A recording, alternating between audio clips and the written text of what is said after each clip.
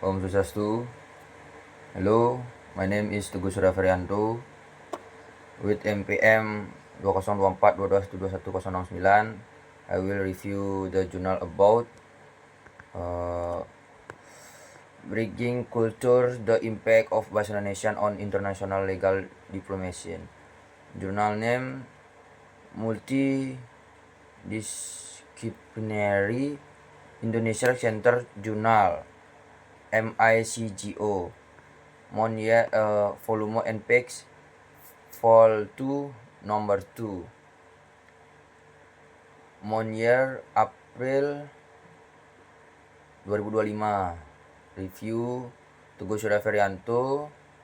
Abstract.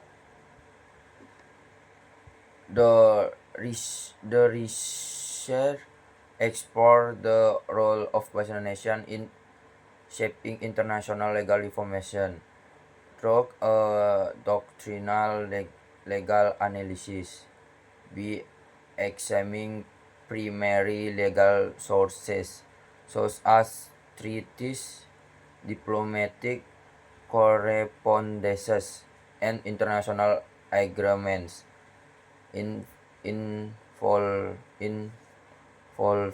Indonesia, alongside secondary sources including scholarly articles, legal commentaries, and historical analysis.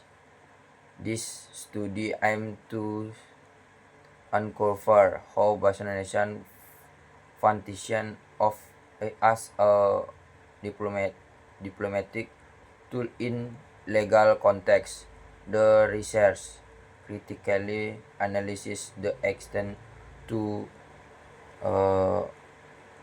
which language can breed culture and legal disputes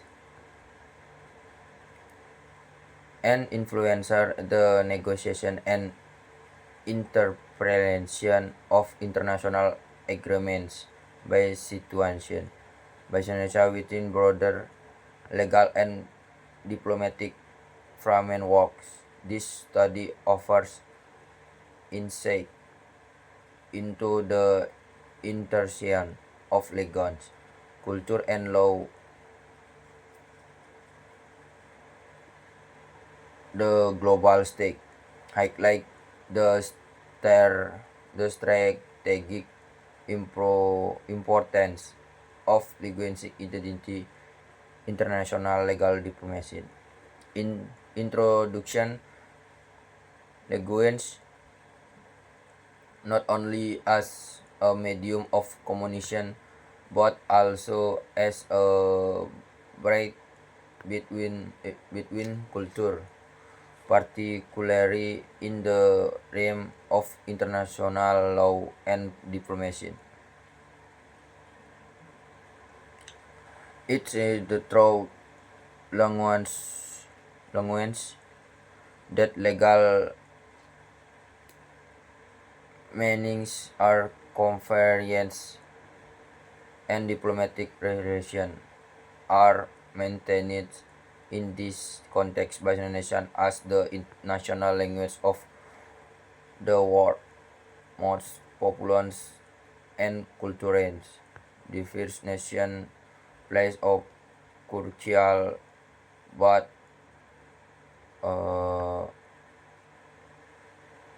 often underexplored role. Indonesian activist participation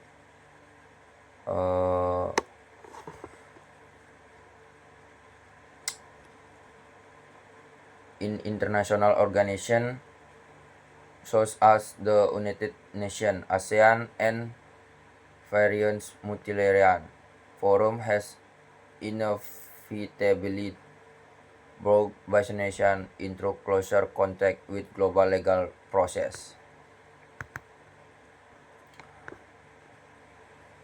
Next, background.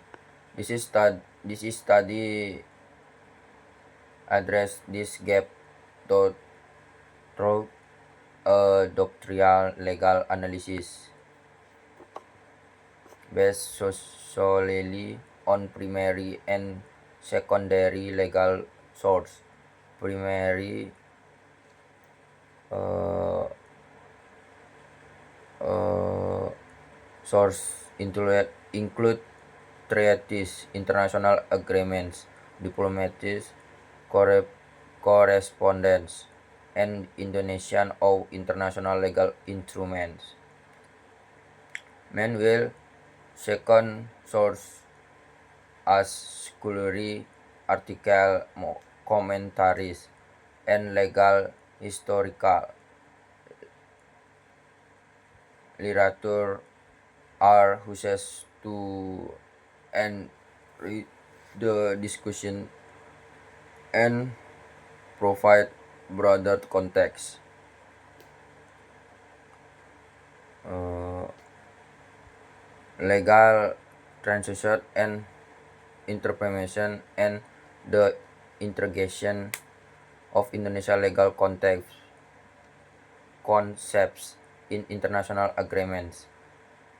It also analyzes how language identity and national language promotion contribution to Indonesia's strategic interests. Research problem statement. The central problem arises in the research in the limited scholarly ascension path of the role of Bahasa Indonesia in international legal diplomacy. Although Indonesia is actively involved in global and regional legal affairs, the extent to which is international contribution to diplomatic process, legal negotiation, and treaty interpretation has not been systematically analyzed. Research purposes: 1. Analysis the function of Bahasa Indonesia in international legal diplomacy. 2. Examine the use of Bahasa Indonesia in treaty making, transition, and legal implementation. 3. Explore how Indonesia legal concepts are embedded in international agreements. 4. Understand the symbolic and strategic role of language in asserting national identity. Literature review and theoretical framework. The study builds on previous scholarship regarding language and diplomacy, linguistic identity, and the role of non-dominant language in international law.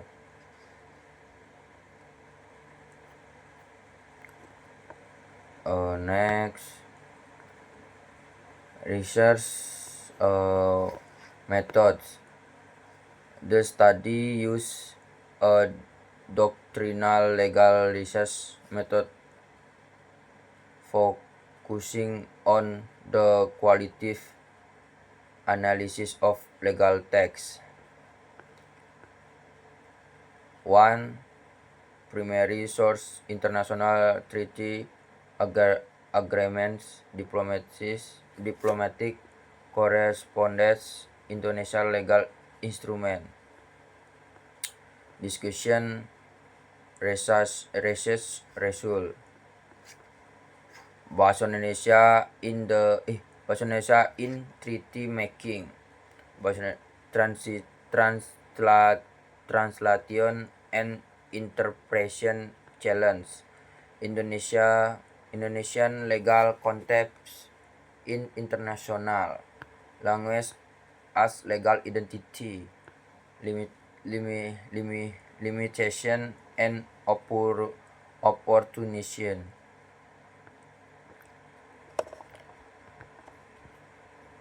Next, research weakness.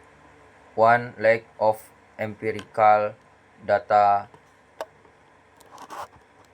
Data.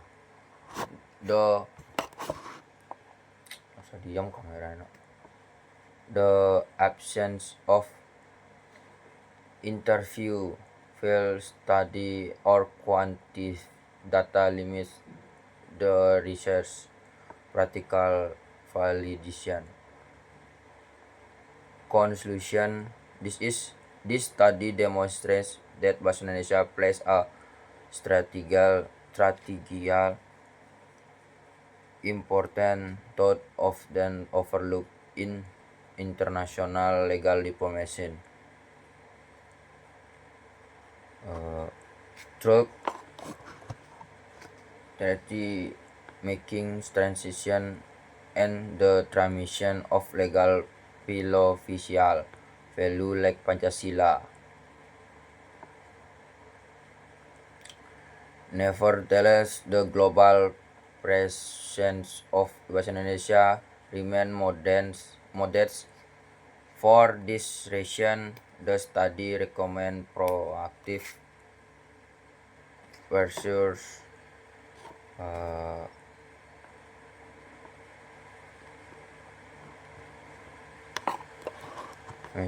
such as legal transition, training, and international language promotion to extend the reach of Bahasa Indonesia within international law. The paper emphasizes further empirical study.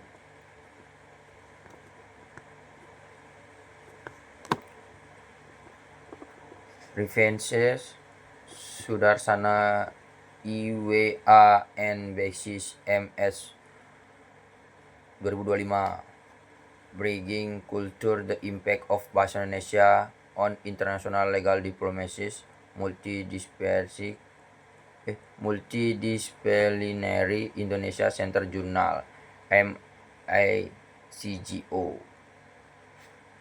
Sekian review jurnal dari saya.